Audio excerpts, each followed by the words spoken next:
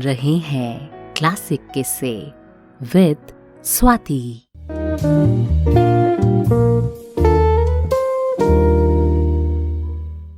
तुम्हारे संग बिताई शाम अक्सर याद करते हैं।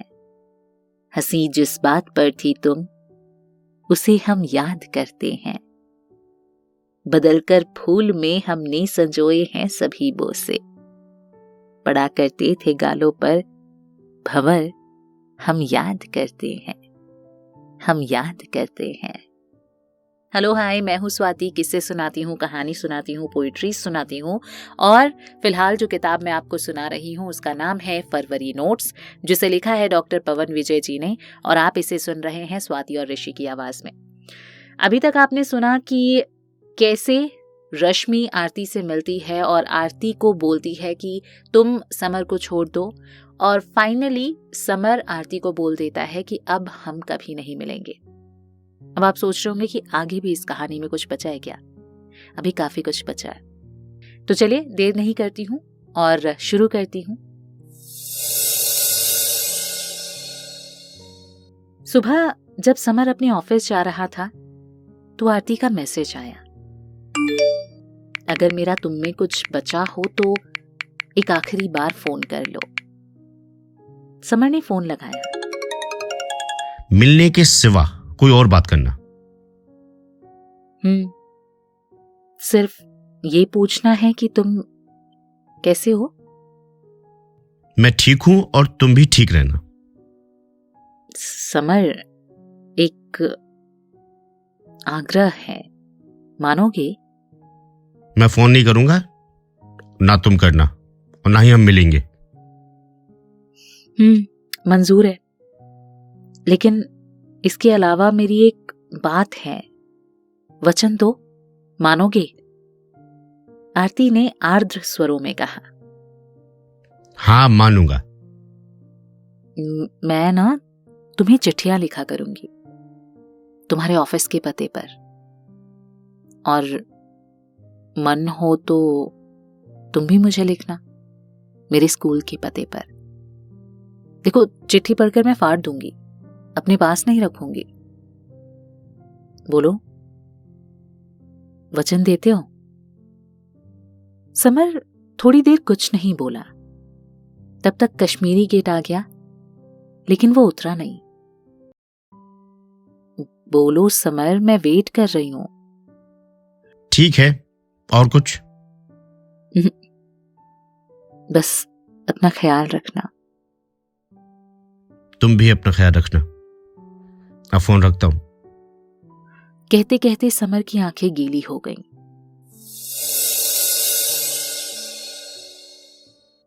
आरती ने उस रोज अपने चपरासी को हिदायत दी कि उसके नाम से कोई चिट्ठी आए तो उसे सीधे ला कर देना। दिन बीतते रहे। आज साल का आखिरी दिन था। उसने समर को एक चिट्ठी लिखी और शाम को वापस लौटते समय उसे डाकखाने जाकर पोस्ट कर दिया। अगले दिन चपरासी आया। उसके हाथ में एक चिट्ठी थी। आरती को लगा जैसे समर मेट्रो गेट के अंदर से उसे देख रहा है। चपरासी से उसने चिट्ठी तकरीबन छीन ली। चिट्ठी के अंदर एक छोटा सा ग्रीटिंग कार्ड था। वो जल्दी जल्दी चिट्ठी पढ़ने लगी। प्रिय आरती, खुश रहो। तुम्हें खत लिखने का मन है। अभी बाजार घूम कर आए हैं। सर्द हवा मुझे कितनी पसंद है तुम्हें तो मालूम होगा, और तुम होती तो पुलोवर उतारने भी नहीं देती। खैर, हमने तुम्हारी गैर मौजूदगी का फायदा उठाया और जी भर के ठंड खाई है। बाजार खाली था, ना खुशबुओं से तर ग्रीटिंग कार्ड, ना उनके खरीदार। पूछा तो पता चला सब के सब पार्टी में गए हैं। पार्टी में क्या होता होगा तुम्हें पता है क्या? इस बार ठंड में हल्की सी गुनगुनी जुम्बिश है। हल्की सी धुंध, गेंदे के फूल पर झरते कोहरे के फोहे, हवा के हर झोंके तुम्हारी छुअन से महसूस होते रहे हैं। पर अब ऐसी बातें सपनों का हिस्सा बनकर रह गई हैं। जानती हो, ऐसे मौसम में मेरे पास तुम्हारी बातों की यादों की खुशबू है जिसे मैं हर शाम खुद पर छिड़क लेता हूं और सोचता हूं कि खुशबू के जैसे तुम मेरे ही आसपास हो और अतीत के तकिए पर फिर से सपने बुनने लगता हूं कि वो शाम कभी तो आएगी जब बाजार खुशबुओं से तर ग्रीटिंग कार्ड से गुलजार रहेंगे, जब कोई दुपट्टे को संभालती लड़की जल्दी जल्दी हैप्पी न्यू ईयर का कार्ड खरीदेगी और अपनी कॉपी में रखकर उसे सीने से लगाकर कोई गीत गुनगुनाएगी।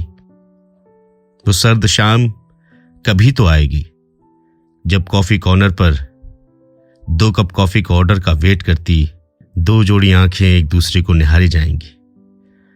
अच्छा सुनो, बमुश्किल एक दुकान से बड़ी मिन्नतों के बाद एक ग्रीटिंग कार्ड मिल पाया है। मैंने ले लिया है, इसे भेज रहा हूं और ये सोचकर खुश हूं कि बीते हुए दिन कितने अच्छे थे। नया बरस तुम्हें मुबारक। समर, 31 दिसंबर रात 9 बजे। आरती ने कितनी बार उस चिट्ठी को पढ़ा। उसमें क्या लिखा था? इससे ज्यादा खुशी उसे इस बात की थी कि इसे समर ने लिखा था, उसे याद करके लिखा था। उसके यहां आज नए साल की पार्टी थी। आरती ने पार्टी में आज खूब डांस किया, बेमतलब हंसी, ठूस ठूस कर नाश्ता किया, खूब गाने गाए। उसकी कुलीग्स ये सब देखकर उससे बार बार पूछती थी कि क्या हुआ, लेकिन वो तो किसी और ही खुमार में थी। अरे बाबूजी, आपकी चिट्ठी आई है। चतुर्वेदी जोर जोर से चिल्लाते हुए हाथ में चिट्ठी लेकर आ रहा था। उसके ऑफिस के और भी लोग चतुर्वेदी को चिल्लाता सुन रहे थे।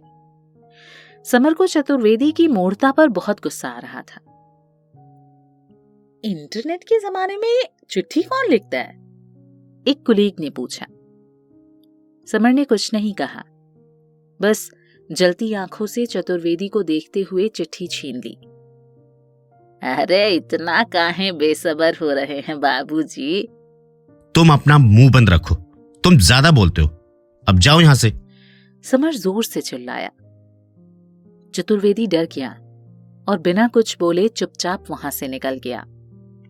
मेरे समर, समंदर के ओठ नीले हैं। ये नीलापन दर्द के कारण है।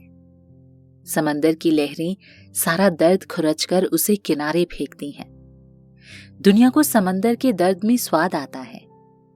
ये स्वाद नमकीन है। समंदर चांद को छूकर गुलाबी हो जाना चाहता है, पर वो नमक के तेजाब को अपने अंदर समेटने और किसी की भी प्यास ना बुझा पाने को अभिशप्त है। वो अभिशप्त है कि उसका आचमन किसी के अधर नहीं कर सकते। वो गुलाबी नहीं हो सकता, वो नीला ही रहेगा। लोग झूठ कहते हैं कि प्रेम का रंग गुलाबी है, बल्कि प्रेम का रंग तो नीला है। दर्द का भी रंग नीला होता है। दर्द का स्वाद चॉकलेटी नहीं, बल्कि नमकीन होता है। प्रेम की अंतिम परिणति दर्द में होती है, नमक में होती है। ये नमक आंसुओं में घुला है, समंदर में घुला है, 3 तरफ से पीड़ाओं से घिरी हुई है इस दुनिया में। जिसके पास दर्द सहने की क्षमता नहीं है, उसे प्रेम से दूर रहना चाहिए। मैंने पीड़ाओं को पीकर तुम्हें पाया है। तुम मेरी फिक्र मत करना। नया साल मुबारक, मेरे सब कुछ। आरती। समर को एक बारगी लगा कि वो आरती से मिल ले, उसे फोन कर ले। फिर कुछ सोच समझकर उसने सिर को झटका और अपने काम पर लग गया।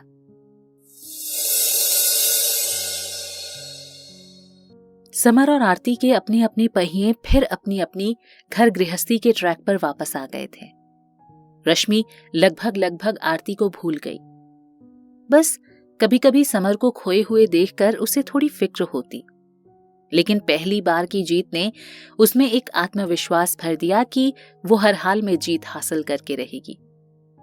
उधर प्रकाश ने भी कोई नया प्रसंग न होने से समर की चर्चा करनी बंद कर दी, किंतु वो नहीं जानते थे कि पत्थरों के विशालकाय पहाड़ के नीचे मीठी नदी की धारा अभी भी अजस्त्र अनवरत बह रही है। आज 14 फरवरी है। आरती के हाथ में समर की चिट्ठी है। वो रोती जा रही है और पढ़ती जा रही है। मेरी तुम। आधी रात के बाद हल्की सर्द भरी हवाओं के परों पर बैठकर गुलाबी गंध जब लिपटने लगी तो एक बार की लगा तुम पास में ही हो, पर यह गंध मोबाइल से आ रही थी। देखा तो फेसबुक पर कुछ उनींदे फूल मुंह से मुंह लगाकर कुछ बात कर रहे थे।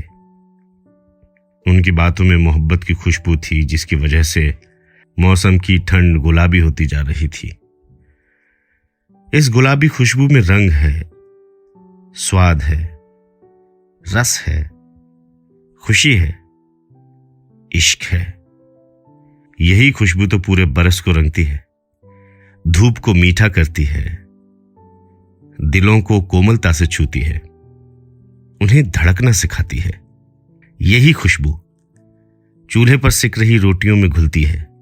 समंदर की लहरों में भी तो यही खुशबू थी जिसने हम दोनों के जिस्मों को नमक में लपेटकर वफा के रंगों में रंग दिया।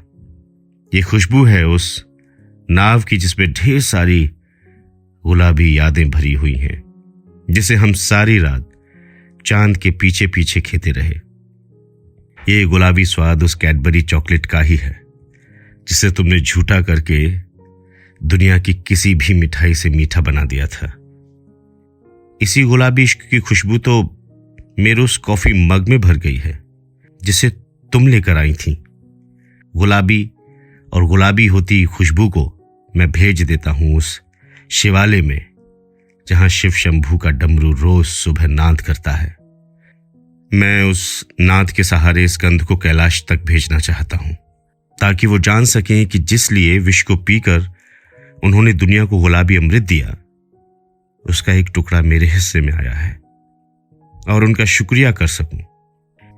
इस खुशबू को मैं भेज देता हूं सरहद के दोनों तरफ, ताकि वहां खड़े सिपाहियों की बंदूकों में गुलाबों की पंखुड़ियां भर जाएं और बारूद की बजाय इश्क की खुशबू उनके दिलों को महका दे। सुनो, इस गुलाबी हवा को मैं तुम्हारे पास भेज रहा हूं। इसे छूकर तुम उस पर लिखे हर्फ हर्फ पढ़कर गुलाबी खुशबू को अपने जूड़े में गूंथ लेना। तुम्हारा मैं। आरती ने चिट्ठी की खुशबू को कितनी बार अपने अंतस में भरा, कितनी बार चिट्ठी को चूमा, माथे से लगाया और फिर उसे छोटे छोटे टुकड़ों में फाड़कर अपने बैग की एक पॉलिथिन में रख लिया। मेरे समर, मेरे जीवन के रंगरेज, मेरे हृदय के संगीत, मेरे अकारण मीत, ये माही फरवरी है। तुम्हें याद है हमारी पहली मुलाकात? फरवरी का महीना था। मैंने फरवरी के पन्ने पर एक नाम नोट किया था और वो तुम्हारा नाम था समर। तब से लेकर आज तक उस किताब पर मैं तुम्हारा ही नाम लिख रही हूं। एक दिन ये नोट सारी दुनिया पढ़ेगी। जब दो स्नेह हृदय समांतर किनारों पर रहने को विवश होंगे, तब यही नोट्स उनके दरमियां नदी की जलधार बनकर उन्हें एक करेंगे, उनकी प्यास बुझाएंगे। अपना ख्याल रखना। सिर्फ तुम्हारी आरती। समर फरवरी नोट्स पढ़ता है और उसके हृदय से मीठा झरना फूटकर बहने लगता है। वो चिट्ठी लिखने बैठ जाता है। मेरी तुम। तुम्हारे नोट्स सृष्टि के हर कण के अंतस में प्राण का विस्तार करने वाले हैं। सुनो ना, नोट्स के हर्फ हर्फ बता रहे हैं कि हवा में फागुन की आहट है। फूल अपने अंतस में रस, गंध और सृजन के बीच छुपाए गांठों से बाहर निकलने को है। मधुमक्खियां शहद इकट्ठा करने के लिए अपने परों के जायजे लेने में व्यस्त है। प्रकृति रंगोली बनाने के लिए रंगों को इकट्ठा करने की तैयारी में है। मैं तुम्हारी यादों के रंग में हूं। तुम्हारा मैं, समर। मेरे तुम। जानते हो, मेरे स्कूल के बाहर एक होर्डिंग लगी है।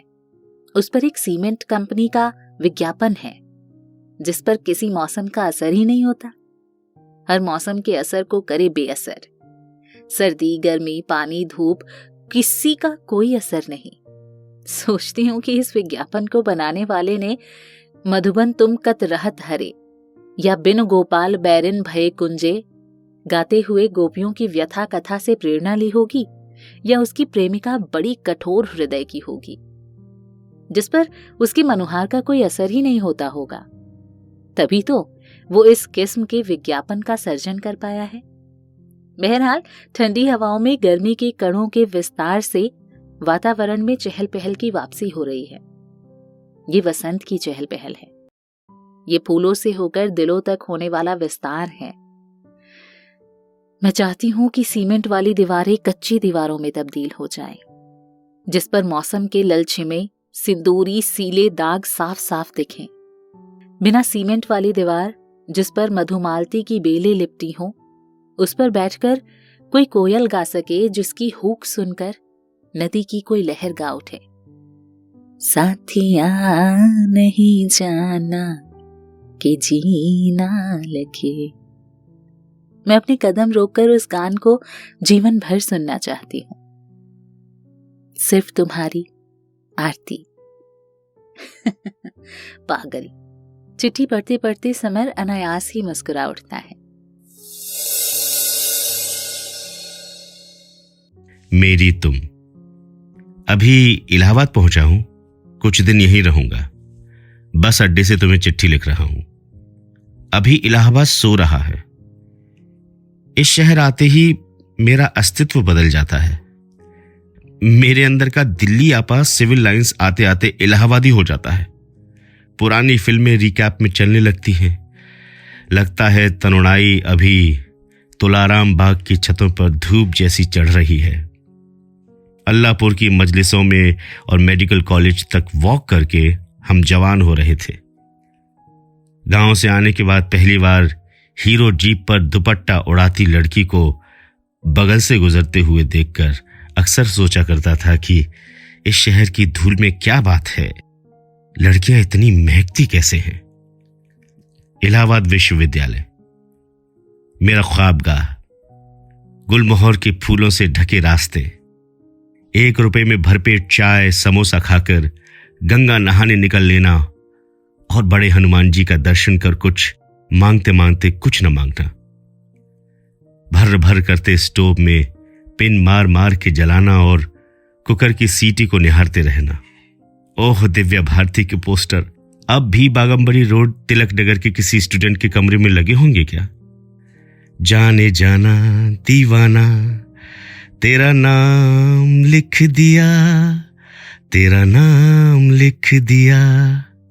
अब भी रेडियो पर बजते इस गीत पर तख्ते टूटते होंगे क्या? स्टेशन से आते हुए रिक्शे को खुसरो बाग से होकर निकालने को कहता हूं।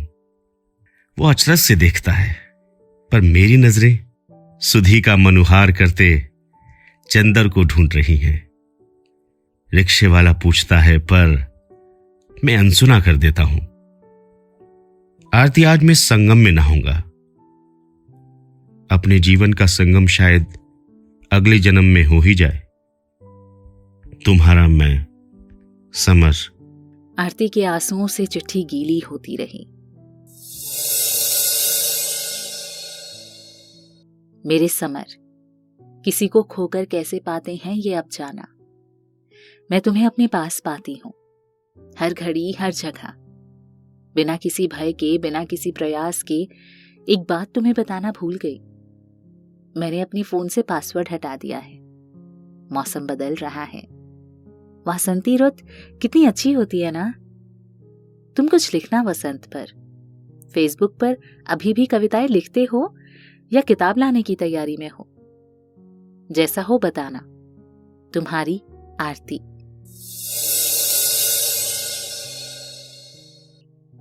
मेरी तुम। मैं अब कविताएं नहीं लिखता, बस तुम्हें चिट्ठी लिखता हूं। तुमने फोन से पासवर्ड हटाया, मैंने फोन ही हटा दिया। ऑफिस से सीधे घर, घर से ऑफिस। किसी को बात करनी हो तो वो रश्मि के फोन से ही बात होती है। शुद्ध गृहस्थ हो गया हूं।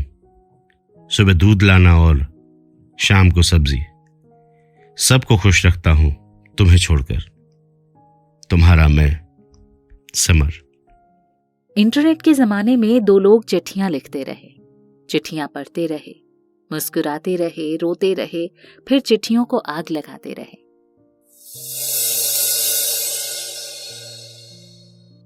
मौसम बदलते रहे।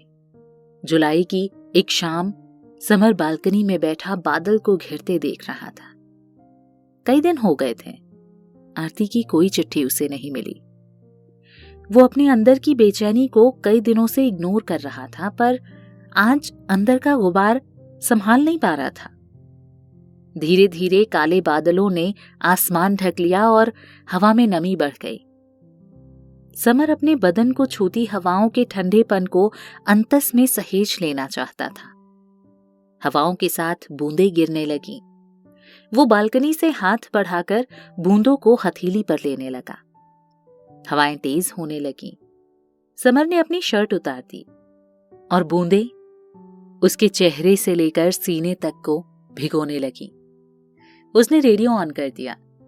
विविध भारती पर बारिश के गीत बज रहे थे।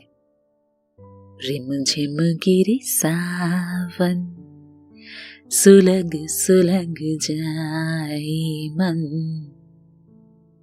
सच में समर का बदन तो भीग रहा था, पर अंदर ही अंदर कुछ सुलग भी रहा था। कितनी बरसातें हुई, पर मन का सूखापन खत्म ना हुआ। उसने एक ठंडी सांस ली और मन ही मन कहा, आरती, तुमने मेरे मौसम छीन लिए। जानती हो ना, बारिश मेरी फेवरेट है। अंतिम शब्द समर के होंठ से निकल पड़े। रश्मि ने सुन लिया और पास आकर बोली, हाँ, जानती हूं तुम्हें बारिश बहुत पसंद है। अच्छा, तुम यहां बैठो, मैं तुम्हें चाय पिलाती हूं, अदरक वाली। और वो किचन में चाय बनाने चली गई। बारिश अपने शबाब पर थी। पेड़ों की शाखाओं से पत्तों से पानी झरझर गिर रहा था। पत्तों के नए कल्ले मुंह खोलकर मानो जन्म की प्यास बुझा रहे हों। बारिश सबकी प्यास बुझाती रही थी। धरती का हृदय बूंद बूंद भर रहा था, पर कहीं कुछ खाली भी हो रहा था। रश्मि चाय लेकर आई। क्या सोच रहे हो? कुछ नहीं, बस सोच रहा था कि ये बरसात भी गई, क्या पता अगली देखने को मिले या ना मिले। शहर में तो सारे मौसम एक जैसे लगते हैं। समर चाय पीते हुए बोला, कैसी बातें करते हो? अगली बारिश क्यों नहीं देखने को मिलेगी? मेरा मतलब था कि शायद बरसात खत्म हो जाएगी, शायद आसमान से बर्फ गिरने लगेगी, शायद बादल धरती पर धीरे धीरे उतर आएंगे और पानी बन जाएंगे। समर आसमान देखते हुए बोला, कुछ भी सोचते हो। रश्मि ने बात को दूसरी तरफ मोड़ने का प्रयास किया। एक दिन जब समर ऑफिस के बाद घर पहुंचा तो उसे अपनी आंखों पर विश्वास नहीं हुआ। आरती ने दरवाजा खोला। वो आरती से कुछ पूछता कि अंदर प्रकाश बैठा दिखाई दिया और साथ में रश्मि भी।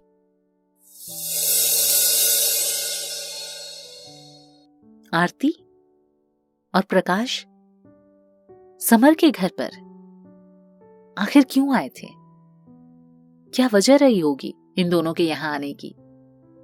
ऐसा कौन सा नया तूफान आ गया जो प्रकाश और आरती समर के घर पर आ गए? आपको क्या लगता है? कमेंट सेक्शन में जरूर बताइएगा। आगे की कहानी मैं जल्दी लेके हाजिर हो जाऊंगी। फिलहाल मुझे दीजिए इजाजत।